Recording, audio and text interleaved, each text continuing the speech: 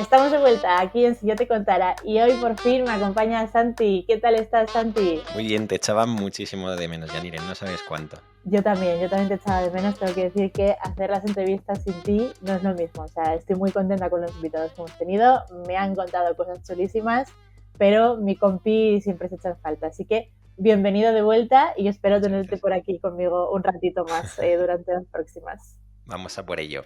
Vamos a por ello y vamos ya a meternos con la cabecera porque hoy vamos a hablar de un temazo y además de un estudio que ha sacado hace poquito ella y su compañía. Así que, Santi, ¿metemos cabecera? Pues venga, dentro cabecera. Dentro cabecera. Si yo te contara, un podcast de Singular. Bueno, pues hoy nos visita Rebeca Calvo. Bienvenida, Rebeca, ¿cómo estás? Bienvenida. Hola Yanira, la Santi. Gracias, ¿qué tal? Pues muy contentos de tenerte aquí con nosotros hoy. Rebeca es psicóloga, neuropsicóloga y cofundadora de Mentines. Y además de eso, también es un poquito artista, porque últimamente está aficionándose mucho a la pintura y el baile, aunque por encima de todo siempre está el pasar tiempo con sus dos gatitos, que ahí tenemos un gusto común. Eso iba a decir, que ahí tenéis algo en común, ¿eh? Total. Sí, tenemos algo en común. De hecho, mi pobre Bami, la gatita, normalmente no se puede colar porque cierra la puerta, pero si no, de vez en cuando estaría por aquí dando vueltas. Así que un beso a todos los gatos de los oyentes, que son muy majos. Pues bienvenida, Rebeca. Tenemos muchísimas ganas de hablar contigo. Eres psicóloga, neuropsicóloga, como he dicho, y cofundadora de Mentines. Cuéntanos un poquito a qué se dedica Mentines. Pues Mentines es una plataforma que tiene como objetivo humanizar las organizaciones, que puede sonar así como súper ambicioso, pero realmente en lo que se traduce es pues, en una realidad imperante, ¿no?, que se ha puesto sobre la mesa, sobre todo en los últimos años, y nuestra intención es, a través de tecnología desarrollada y diseñada de la mano de psicólogos, brindar herramientas tanto pues, de analítica predictiva como otras de inteligencia artificial humanizada, siempre de la mano de este equipo, para capacitar al talento, para predecir y anticiparse a las bajas y rotaciones y, por supuesto, para impactar positivamente en el bienestar, pero de una forma estratégica dentro de la compañía. Uh-huh. Bueno, de hecho, el bienestar es algo que poco a poco se está hablando cada vez más, se está poniendo encima de la mesa de muchas de las organizaciones, aunque todavía hay bastante trabajo por delante, pero bueno, poquito a poco cada vez es algo bastante importante. En ese sentido, Rebeca, ¿cómo crees que las organizaciones pueden pasar de considerar el bienestar psicológico, de pasar de que sea un beneficio adicional a que sea una prioridad estratégica? Al final es una pregunta muy interesante porque realmente pone sobre la mesa una dificultad que existe para entender el bienestar como algo estratégico, que es una dificultad de confianza, ¿no? Entonces, para esto, todas las organizaciones y todas las personas que la componen tenemos que ponernos como delante de un espejo. ¿Para qué? Para chequear tres aspectos clave para pasar del beneficio al bienestar estratégico, que son la mentalidad, las herramientas que tenemos y los procesos con los que trabajamos. ¿Por qué? Porque la fase 1 es la mentalidad, es decir, si no sabemos lo que opina dirección sobre el bienestar, o si la opinión que tienen ciertos mandos intermedios o managers es negativa, o si recursos humanos no lo tiene como algo estratégico, sino que lo ve como commodity, como un perk, esto va a boicotear absolutamente todas las acciones que queramos hacer, o si las implementamos van a ser un parche, van a ser un simple, bueno, pues hagamos esto para sentirnos un poco mejor, pero el impacto real es bajito, ¿no? Una vez chequeamos la mentalidad, tenemos que tener en cuenta que como es una dificultad de confianza, lo que necesitamos son herramientas, porque al final hablar de bienestar no es hablar de buenismo ni de fe, es hablar de estrategia, de que recursos humanos necesita tener datos, igual que ventas, el departamento de ventas tiene datos e informes, marketing tiene estrategia, datos e informes, recursos humanos también los tiene que tener. Y esto no me lo estoy inventando yo, la psicometría ya existe y es una ciencia, igual que la parte de People Analytics, que lo que hace es operativizar y cuantificar variables pues que no son tan tangibles a lo mejor pues como un producto que vendemos, ¿no? ¿Qué conseguimos teniendo estas herramientas? Pues que a lo mejor ciertas áreas de la empresa que a priori no están tan expuestas o tan vinculadas a pues, las temáticas del bienestar o a lo que son las personas, tengan datos reales para entender que ante un reto, que es un reto común de todos, como puede ser más competitivo dentro del mercado, ser más innovador o atraer talento de más calidad, aunque recursos humanos la llame de una manera y finanzas de otra, necesitamos tener información para entender pues, qué variables están boicoteando, ¿no?, nuestras posibilidades para conseguir estos objetivos y cómo podemos pues, llevarlas adelante. Entonces, teniendo herramientas y teniendo datos, colocamos a recursos humanos en un departamento que no habla de buenismo y de cosas chupi guays, sino que habla pues, de estrategia y de datos, igual que lo hacen otros, y tiene que estar dentro de ese comité. Y además, pues tenemos también una necesidad a nivel de procesos, y es que si vivimos en organizaciones que son cortoplacistas, da igual que yo te hable de bienestar como algo estratégico, porque tú lo que vas a buscar es el check, a lo mejor, de la campaña de marketing o el, bueno, pues vamos a hacer ahora un taller para, bueno, mejorar el bienestar, pero no va a haber ningún cambio cultural, estructural del liderazgo en la compañía. Simplemente se va a poner ese parche, ¿no? Entonces, si pasamos por estos 3 procesos, por estas 3 fases, ¿no? De chequear la mentalidad, brindar herramientas y datos de calidad y además mejorar la manera que tenemos de entender los procesos, no siendo tan cortoplacistas, lo que conseguimos es pasar de entender el bienestar como algo aislado y algo que es commodity, a entender que tiene mucho que ver con otros aspectos como el engagement, la cultura, la intención de abandono, la capacidad para fidelizar talento. Y ahí, a ojos y a orejas, ¿no? De dirección, de finanzas, de otros departamentos, ya no es tan cuestión de fe y de buenismo, sino que ya es algo, pues oye, digno de un comité y por lo tanto estratégico. Ujú. Rebeca, y para alguien que nos esté escuchando que esté dentro del Departamento de Recursos Humanos, ¿cuál sería el primer paso? ¿Chequear la mentalidad? ¿Sería ese como el primer paso que sería necesario? Ese es el paso 0, ya no es ni siquiera el paso 1, porque si no, cualquier herramienta que implementes pues va a lo mejor a verse boicoteada por eso. Sí. Ujú. Y estabas comentando en general que convertir el bienestar como una estrategia, ¿no? Que también es parte de la pregunta que te he hecho. Sí. Entonces, yo me estaba imaginando lo primero, o sea, como el titular, el más allá de la fruta en la oficina, ¿no? Porque al final es muchas veces lo que les gusta hacer a Por muchas favor. familias, que está fenomenal, y de hecho nosotros tenemos fruta en la oficina y yo Sí. lo agradezco porque sé que ese día voy a desayunar un plátano, una mandarina y no me voy a comer un bollo, ¿no? Entonces, Claro. está muy bien, pero hay que irse mucho más allá. Pero mi pregunta es, realmente una estrategia no quiere decir que todos los meses haya que hacer acciones de bienestar súper concretas en el sentido de hacer, yo qué sé, me lo invento, ¿vale? Yoga o hacer mindfulness o hacer X, sino hacer ese seguimiento, ¿no? O sea, no es que siempre haya que hacer este día esto, o sea, como llenar el calendario de cosas, no, sencillamente hay que hacer seguimiento de cosas y ver si van a mejor, van a peor y si van a peor, qué hacer para que mejoren, ¿no? Efectivamente, y muchas veces, de hecho, eso que comentas, ¿no? De hacer muchísimas cosas, puede jugar en contra de la credibilidad de recursos humanos, porque tenemos que entender que una cosa es el pain real, racional, que se puede llamar rotaciones, perdemos dinero porque se va mucha gente, y luego está el pain emocional, que es la frustración de saber que hay un problema y no entender cómo poder solventarlo, el miedo a que se marche más gente. Entonces, si haces de repente un montón de talleres sueltos, ¿se está mejorando el pain racional o se está mejorando tu pain emocional de sentir que tienes que hacer algo para evitar el problema? Está pasando lo segundo. Y esto, a ojos de muchas veces los empleados, lo que implica es, claro, ahora aún encima me mandan a hacer este curso, además de que estoy petada de trabajo, en lugar de pues hacer selección o mejorar la capacitación de los managers o hacer otra serie de cambios más profundos, ¿no? No es hacer más cosas, es hacer cosas con sentido, medirlas y luego decir, esto que hemos invertido aquí ha tenido este impacto, ¿no? Y ha generado este cambio. Sí, porque además si luego hacemos muchas cosas que además a veces son inconexas, pueden ser vistos por parte de los empleados de las empleadas como una parte de greenwashing, ¿no? De están Total, haciendo algo ahí, pero realmente no hay nada detrás. totalmente, totalmente. Se puede ver como mucho más superficial y aún encima estás dejando un agujero en el presupuesto de recursos humanos que seguramente ha costado mucho conseguir y estás mermando esa confianza de la que hablábamos al principio y ya vuelves al punto 0, ¿no? Entonces la mentalidad va a ser, estos son unos hippies, solo gastan dinero, ¿no? Realmente no quieren generar ningún cambio, es solo poner el check. Y muchas veces el malestar que genera en la mentalidad de las personas el cuánto dinero se han gastado en esto. Que eso al final muchas veces, que igual no hay subidas de sueldo, no hay bonos, no hay X, y decir, madre mía, no me quiero imaginar cuánto dinero se han gastado en esto y yo llevo 2 años sin que me suban el sueldo. Que al final hace mucho. Totalmente. Rebeca, ¿se hace el mismo seguimiento y se hace las mismas preguntas a todas las personas de la organización o dependiendo del rango, de la posición y del área en el que se encuentren, se personalizan?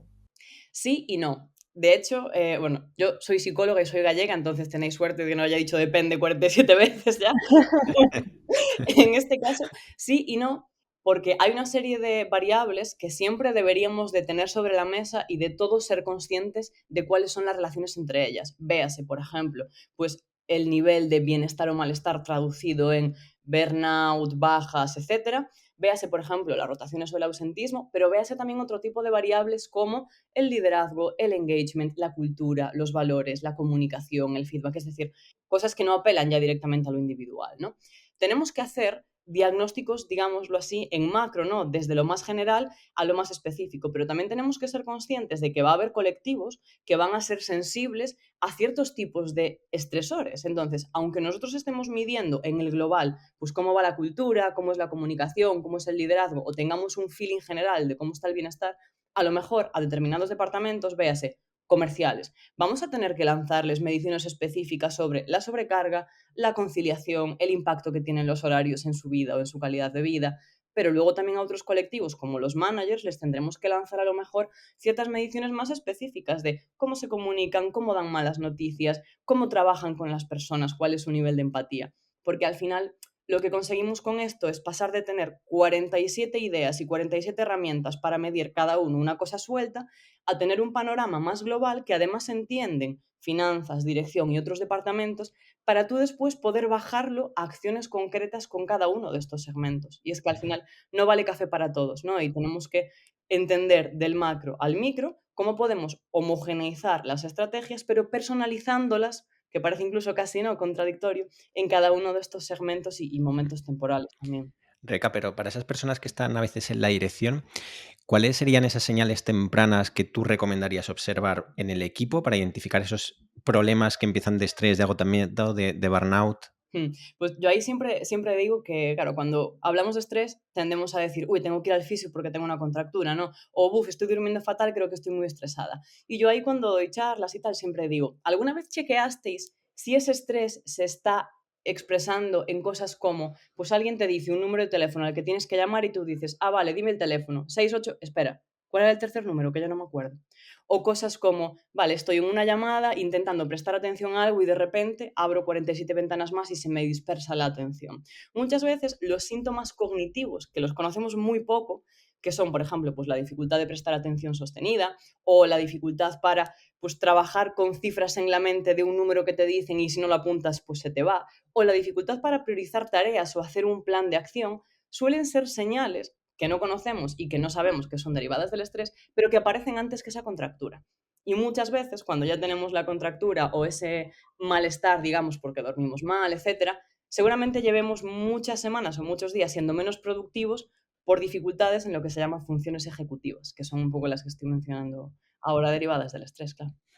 Y todos esos síntomas tempranos, por lo que nos acabas de contar, me parece que es súper importante que todo el mundo los conozca, porque al final el líder de un área puede conocerlos, pero al final no se va a dar cuenta muchas veces de qué le pasa a alguno de sus compañeros si no está continuamente con él y no le ve trabajar y no le ve cómo funciona su cabeza, ¿no? Y además que cada persona tiene más memoria o menos y es más, entonces al final tampoco sabe si está cambiando muchísimo en determinado momento su actuación o es sencillamente así. ¿Cómo podemos hacer para que todas las personas de la organización conozcan estas cosas, ¿no? Conozcan estas señales de alerta que tienen que tener en cuenta ellos mismos? Pues por un lado, una de las soluciones más sencillas suele ser siempre formar y trabajar a nivel más educativo, tanto con todos los empleados como con otros colectivos, ¿no? A nivel de responsabilidad, pues cuáles son las señales de, pues a lo mejor este nivel de estrés o cómo se traduce esto en un impacto para la empresa. Pero después a mayores también tenemos que tener claro que por mucho que nosotros formemos a lo mejor a los empleados, si luego no tenemos pues unos procesos claros a nivel comunicativo o unas herramientas para yo hablar con mi manager, unos one-to-one, unos canales para expresarme, por mucho que yo sepa identificar, si no puedo decir lo que me está pasando o si la gente con la que trabajo está cada una en su espacio, en su oficina, en su cajoncito y no tiene ese nivel de comunicación entre ellos, pues vale, sí, yo lo habré identificado, pero me sentiré poco escuchada. Porque diré, ostras, llevo una semana sintiendo que mi productividad ha bajado, gracias a la formación que me habéis dado lo he identificado, pero ¿y ahora qué? ¿Qué hago? ¿Me pillo una baja? ¿O alguien va, ¿no? a de alguna manera sostener esto en una red pues, de comunicación, procesos dentro de la organización? Además, ahí te correría el riesgo de crecer la frustración, porque lo tienes identificado y no hay medidas para actuar. pues ahí. Efectivamente, ese es el problema de poner soluciones parche que pueden jugar en contra de lo que estamos haciendo, cuando a lo mejor los cambios que hay que generar tienen que ver con otras cosas a nivel cultural, a nivel de management, a nivel de procesos, y nosotros ponemos el parche en lo individual. El problema es que si no cambiamos el contexto, el individuo se va a seguir enfermando, entre comillas, ¿no? Es como decir, los psicólogos no deberíamos de ser el paracetamol de la sociedad en ese sentido, ¿no? Deberíamos de alguna manera de acompañar procesos de cambio más profundos. Qué bueno, me ha gustado esa, Sí, esa sí, muy buena frase. del paracetamol de la sociedad. Rebeca, escuchándote, y corrígeme si me equivoco, pero me da la impresión un poco de que más allá de esto que hemos dicho de llenar el calendario de bienestar, saber actuar al respecto y tener a alguien que actúe al respecto y que haga lo que se tenga que hacer en el momento que se necesita, es lo más importante. Y eso al final se traduce en inversión por parte de un equipo de recursos humanos que esté presente, ¿no? Entonces, en ese sentido, más o menos, bueno, primero, si estás de acuerdo con esto que te estoy diciendo, y segundo, ¿qué nivel de dedicación se necesita para desarrollar todo esto y para asegurar el bienestar de un equipo? Lo primero, sí, estoy completamente de acuerdo, y de hecho ese es uno de los cambios de mentalidad que yo creo que están pendientes ahora mismo en el momento que estamos viviendo de cómo las organizaciones perciben, ¿no?, el bienestar de las personas. Y en cuanto a recursos humanos, tenemos que tener en cuenta que es un departamento, uno, que todos lo estamos viendo, está sufriendo una transformación muy profunda, y dos, que tiende mucho a exigírsele roles muy variopintos, es decir, a tener muchos sombreros, ¿no?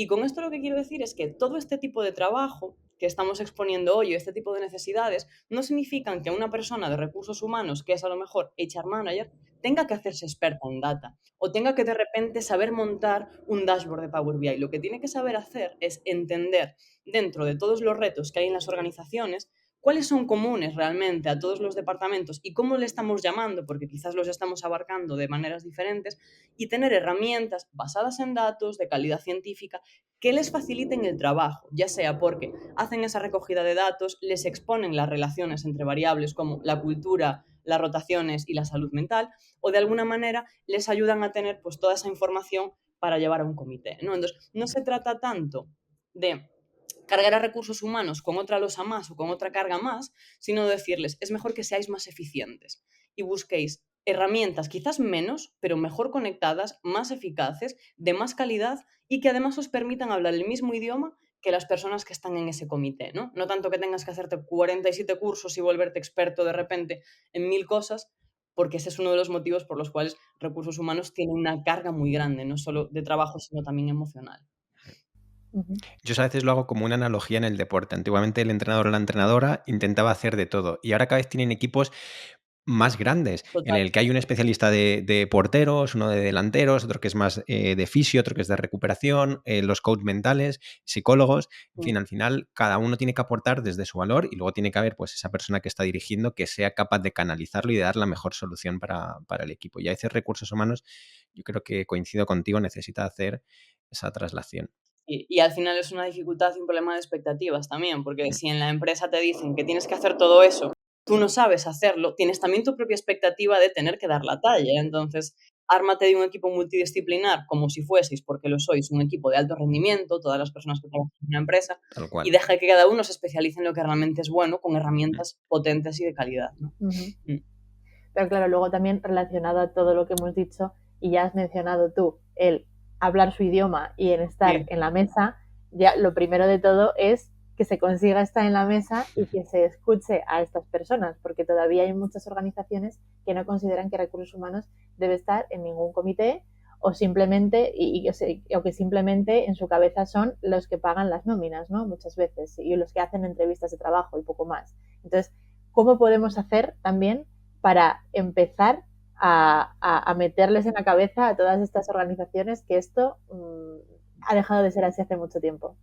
Pues al final ahí lo primero que tenemos que hacer es, volviendo a esa analogía de ponerse delante de un espejo, ver cómo esa mentalidad de la empresa está impactando en el organigrama, coge el organigrama de la organización y analiza en qué posición real dentro de ese organigrama está recursos humanos. Porque si no está a la misma altura que otras posiciones vinculadas a la dirección de departamentos, como puede ser ventas, tecnología o finanzas o otros departamentos, ese es el primer problema. Entonces, ahí es donde tenemos que empezar a limar asperezas, ya sea por tener un departamento de recursos humanos capaz de tener una posición más ejecutiva / directiva, o por empezar a tener herramientas que limen esa falta de confianza y nos den datos. Al final, si tú llegas a un comité con un creo que, van a decir, muy bien, siguiente. Si tú llegas a un comité como otros departamentos con informes, datos y muchas veces objetivos bien definidos e incluso pequeñitos, pero bien demostrados y bien aterrizados, ahí la confianza ya va a ser mucho mayor. Entonces vamos a empezar a poder escalar dentro de, pues, de ese organigrama, ¿no? Pero es un proceso complicado y no siempre va a funcionar. De hecho, también ahí pues lanzo un poco ese debate, ¿no? Para todas las personas que nos escuchen de recursos humanos, que piensen realmente en qué posición están dentro de su empresa y si esa posición se va a poder cambiar o no, porque no siempre está en su mano o en su control, ¿no?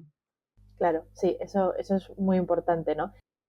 Claro, y en el caso de que no se vaya a poder, en el caso de verse en un sitio en el que la cultura no acompaña y la mentalidad es complicadísima, pues a lo mejor también se tiene que plantear otras cosas, ¿no? Como buscar otros Sí, caminos y buscar otras organizaciones, porque sí, al sí. final, pues, recursos humanos está claro que está cambiando, que está innovando, que ya no es lo que era antes, y hay que trabajarlo tanto como los propios trabajadores de recursos humanos como las propias organizaciones en su mentalidad.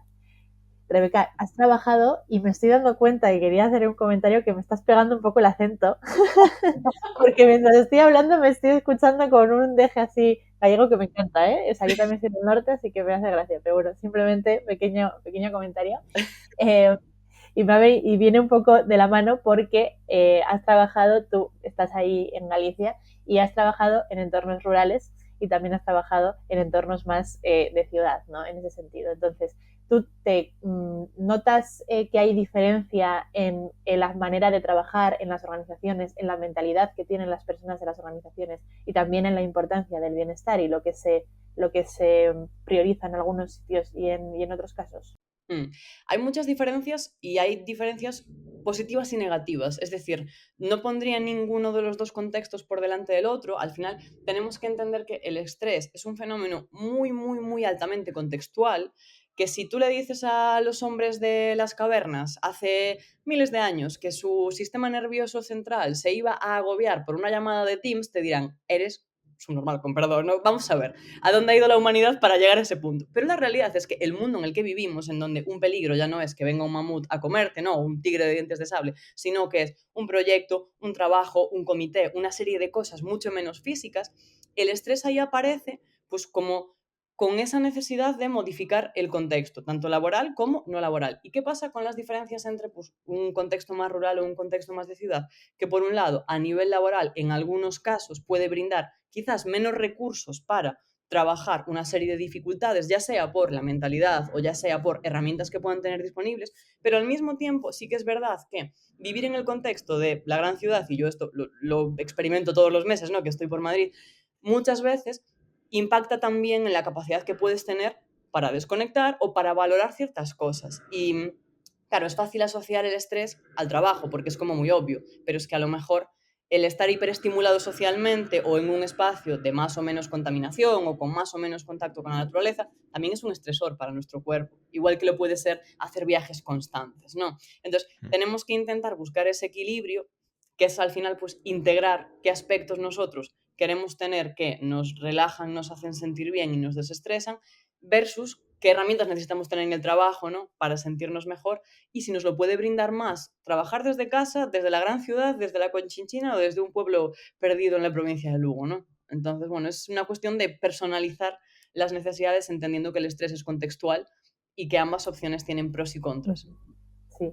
Bueno, y al final entiendo que no es lo mismo levantarte por la mañana y ver un pasto verde o el cielo totalmente limpio de contaminación a que ver al vecino de al lado en 30 metros cuadrados y bueno, y no pudiendo casi respirar de todo el humo de los coches, ¿no? Aunque hay gente que le gusta eso, lo que yo creo que ahí también determina mucho es la variable del tiempo. Es decir, tú en un entorno rural a veces tardas al trabajo 10-15 minutos, ¿no? Igual que cuando teletrabajas. Y en grandes ciudades a veces pues te lleva, sabes que 2 horas mínimo ida y vuelta, ¿no? Muchas veces diario. Y claro, esas 2 horas al cabo de la semana son muchas horas que nos sirven para desconectar o para conciliar. Totalmente, al final un contexto y otro, pues va a dar un valor diferente a tu tiempo. Entonces hay que saber en qué momento vital queremos una cosa u otra. También es verdad que si tú estás, por ejemplo, eso, pues en una gran ciudad en donde tu tiempo a veces vale mucho menos de lo que puede valer en otros espacios, por lo que estás comentando, porque pierdes tiempo en desplazarte, etcétera, al mismo tiempo puedes sentir que el tiempo que tienes libre le sacas más partido o lo exprimes más, y eso puede ser un hándicap en otros contextos en donde estás más hipoestresado, es decir, por debajo de lo normal, más aburrido, entre comillas, que a veces pues también puede ser negativo, ¿no? Porque pues te frustra el no poder hacer planes, actividades o cosas que te sientan, pues te hagan sentir desarrollarte. Totalmente, o sea, como acabas de decir, o sea, todo tiene su parte buena y su parte mala. Sí. Al final. Rebeca, en Mentines habéis sacado hace poquito un estudio de recursos humanos, cuida, lo quiero leer bien, cuida de todos, pero ¿quién cuida de recursos humanos? Cuéntanos un poquito las principales conclusiones del estudio que habéis sacado. Pues este estudio es un estudio muy chulo que de hecho sacamos de la mano de Diego García, que está haciendo su doctorado industrial a través de la Universidad de Vigo, y dentro de su tesis, se marcaba dentro de su tesis, pues una de las acciones que se ha hecho, ¿no? También en colaboración con la Xunta y con las universidades, ha sido este análisis, porque cuando empezamos a pensar en, vale, vamos a hablar de bienestar en el mundo laboral, etcétera, llegamos a la conclusión de que muchas veces se habla de bienestar en el mundo laboral, pero casi nunca se hablaba de bienestar dentro de los recursos humanos. Y ahí quisimos ir un paso más allá, porque algo que tenemos en Mentines es que intentamos siempre huir de lo superficial, los generalismos y sobre todo el concepto de termómetro emocional. Entonces, ¿qué hicimos en este estudio? Empezar a esbozar variables que quizás no eran tan obvias para entender cuál era su vinculación pues, con aspectos del bienestar dentro de los recursos humanos, más allá de la sobrecarga de trabajo, por ejemplo, o pues el típico estrés de rol que pueden tener por tener muchos sombreros. Y ahí vinieron variables como la posición estratégica de los recursos humanos, la monotonía o no monotonía de las tareas, el sentirse solos ante cierta toma de decisiones, la sobrecarga a nivel emocional. Y lo que descubrimos es que, lejos de ser una posición que simplemente está sobrecargada por cantidad de tareas, como pueden estarlo otras, también tiene un impacto muy potente el no tener una posición estratégica dentro de la empresa. ¿Por qué? Porque, por un lado, aumenta la percepción de soledad y, por otro lado, boicotea mucho la vocación que puede tener recursos humanos. Y es que intenta hacer cosas, cambiar cosas, pero llega a un punto en el que, por mucho que lo intente, hay una barrera de mentalidad, de herramientas, de procesos, y las cosas no cambian. ¿Y esto qué genera sumado a la vocación? Que no solamente quieras abandonar a veces la empresa, la intención de abandono hacia tu organización, sino que quieras abandonar incluso la profesión, que es un nivel de desengagement, vamos a decir, bastante más grave que el decir, pues hago una rotación y me voy a otra empresa, porque ya es más característico de tu propia posición, ¿no? De los recursos humanos en sí, no solo de la empresa.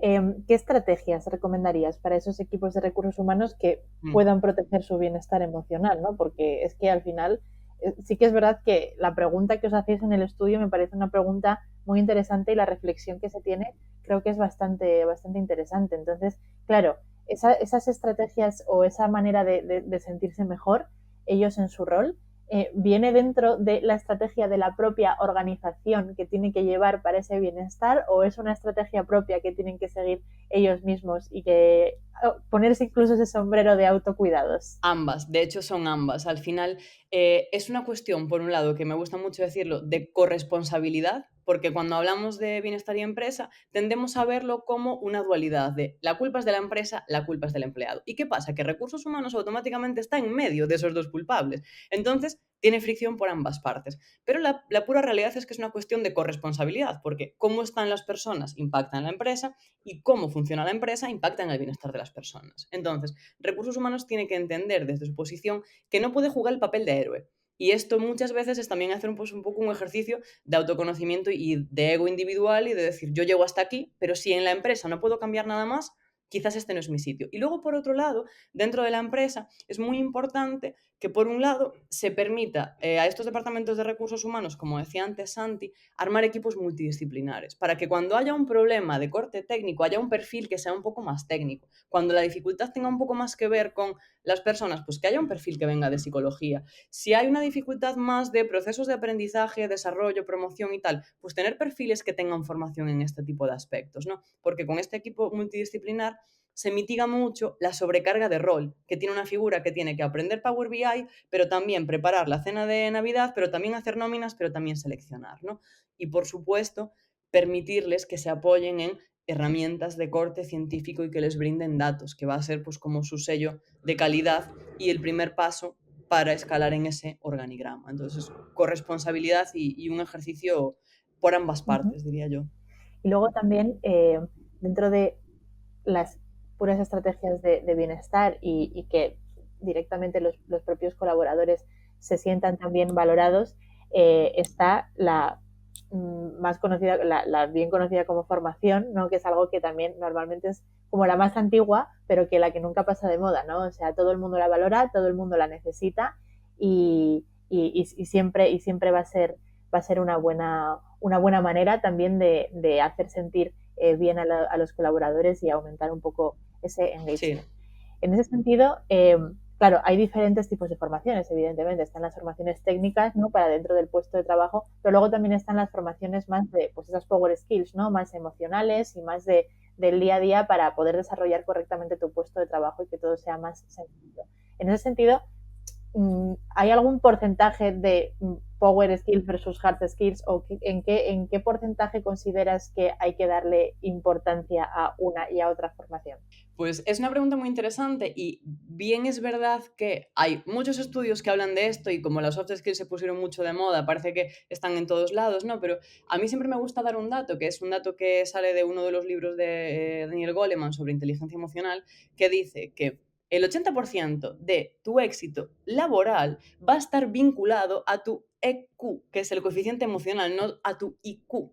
Entonces, aunque luego esto en planes formativos se puede aterrizar de muchas maneras y va a depender del puesto, sí que es verdad que habilidades como la comunicación asertiva, la capacidad para dar feedback, el pensamiento crítico o la empatía van a generar cambios cualitativos en la calidad del talento, no solamente cuantitativos, ¿no? Entonces, poner foco en este tipo de habilidades es muy importante, sobre todo en perfiles clave, que son los que de repente pues empiezan a trabajar con personas o los mandos intermedios, para que no nos pase pues la clásica frase de hemos perdido al mejor comercial para ganar al peor manager, ¿no? Porque al final, pues muchas veces como tendemos a escalar solo hacia arriba, acabamos teniendo esta consecuencia por poner mucho foco en la formación más hard o más técnica y poco en la otra, ¿vale? Totalmente, totalmente.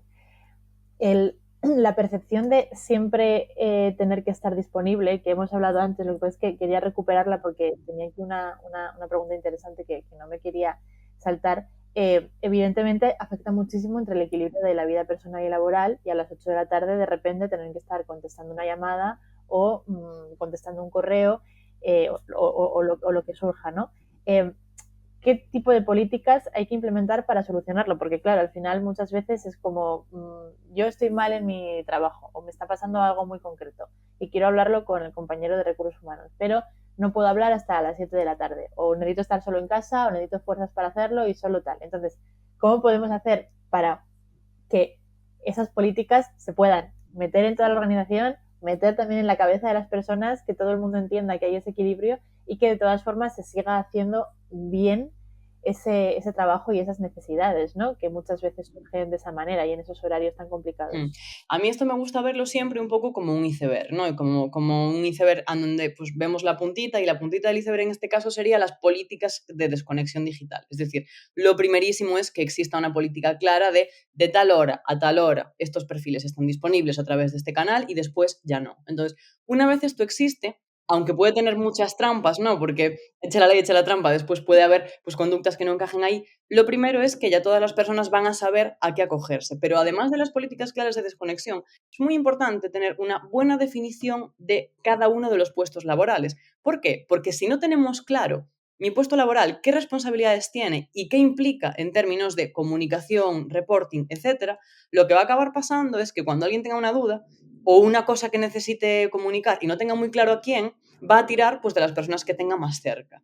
En cambio, si tenemos muy claro a quién reporto, quién es mi manager, qué persona de recursos humanos me puede ayudar, en qué temáticas, vamos a mitigar muchísimo todas estas consultas, que muchas veces es un problema más del proceso que de la consulta en sí, ¿no? Y luego también tenemos que tener en cuenta que en las empresas pasa una cosa y es que muchas veces nos centramos en lo explícito la norma, los valores, lo que está sobre el papel y no en lo implícito. Y los humanos tendemos a aprender por copia-pega, copiamos conductas. Entonces, si yo veo en mi oficina que a mi manager le escriben a las 9 de la noche y él contesta, o si me dice que lo llamaron a las 10 de la noche y él contesta, yo digo, ostras, pues si él contestó, yo tendré que contestar también, ¿no? Entonces, hacemos asunciones por este tipo de conductas que vemos y terminamos copiando. Entonces, por un lado, políticas claras de desconexión, herramientas de comunicación eficaces, tanto verticales como horizontales, este ejercicio de tener bien definidos los puestos laborales, las responsabilidades, quién reporta a quién, y luego un ejercicio individual de no caer en ese tipo de conductas más implícitas o de sesgos, de vale, pues lo voy a llamar total, como el otro día me cogió el teléfono, pues malo será que no me lo coja hoy. Sí, y creo que el ejercicio individual también es importante porque, bueno, en alguna conversación que tengo al final pues con los compañeros o lo que sea, yo varias veces he dicho yo misma, creo que es importante también educar a todo el mundo, o sea, al que tienes al lado, pero también al que es tu nuevo jefe, en que tú no vas a contestarle en determinado momento. Total. O sea, si a las 7 de la tarde él te ha escrito un WhatsApp pidiéndote una cosa, aunque sea el móvil del trabajo, sí. Yo puedo leerlo, pero son las 7 de la tarde y no te voy a contestar hasta el día siguiente a las 8 de la mañana, que es cuando yo entro a trabajar, ¿no? Entonces, si desde el principio tú mismo estás dejando claro qué normas hay, aunque él no sea consciente, seguramente tu jefe no te va a preguntar nada más dentro de unos meses porque ya sabe que tú no le vas a contestar, o incluso te dice, respóndeme cuando puedas, mientras que si le contestas el día, la hora, el momento que sea, incluso si es sábado, pues es que le estás mal acostumbrando dentro de lo que cabe. Entonces, evidentemente hay muchísima responsabilidad de los líderes y de las personas que hacen esto, pero creo que es muy importante también el decir, bueno, aquí estoy, yo hago bien mis cosas, pero en mi horario de trabajo, que es muy, muy importante, ¿no?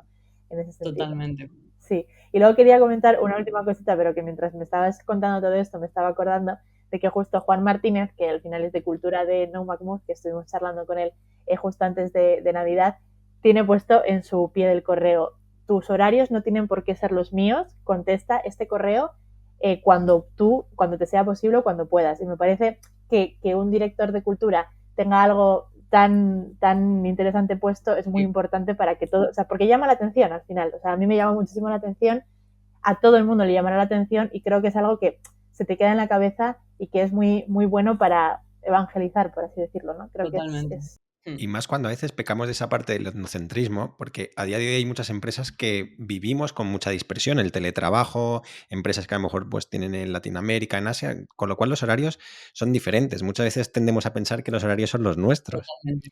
¿no? De nuestra propia realidad, pero a día de hoy, pues gracias a Dios toda la sociedad evoluciona, el tejido empresarial, industrial ha crecido y los horarios pueden ser totalmente diferentes, por eso hay que intentar adaptar. Totalmente. Y que lo que para una persona es conciliar y significa horario de 9 a 5, para la otra es trabajar de 8 de la tarde a 12 de la noche, porque así durante el día pues está con sus Flexible. niños o lo que sea, ¿no? Entonces, es algo muy personal y bueno, que no tiene que regirse por horarios preestablecidos, vaya.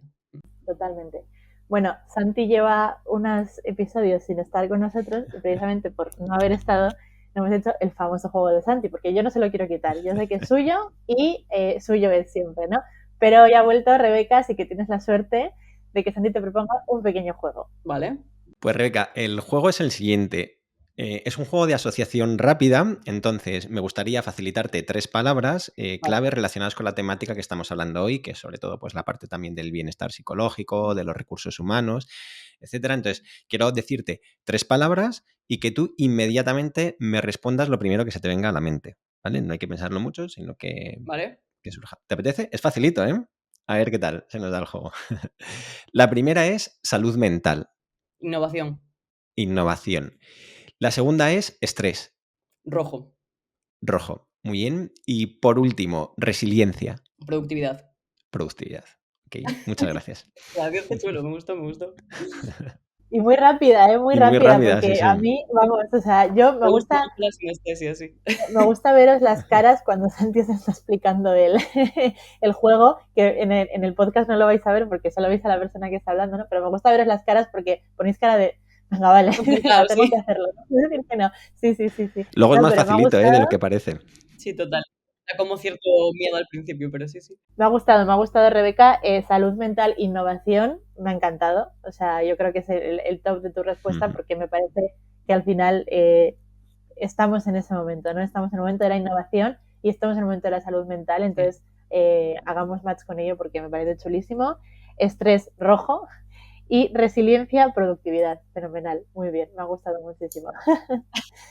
Bueno, pues estamos a punto de terminar, pero no me gusta terminar las entrevistas sin preguntar un poco la visión de futuro que tenéis nuestros invitados acerca de pues, la temática que estamos tratando, ¿no? En este caso, Rebeca, sobre el tema de la salud mental y el papel de los recursos humanos y el cuidar también, ¿no? Que se cuida al cuidador.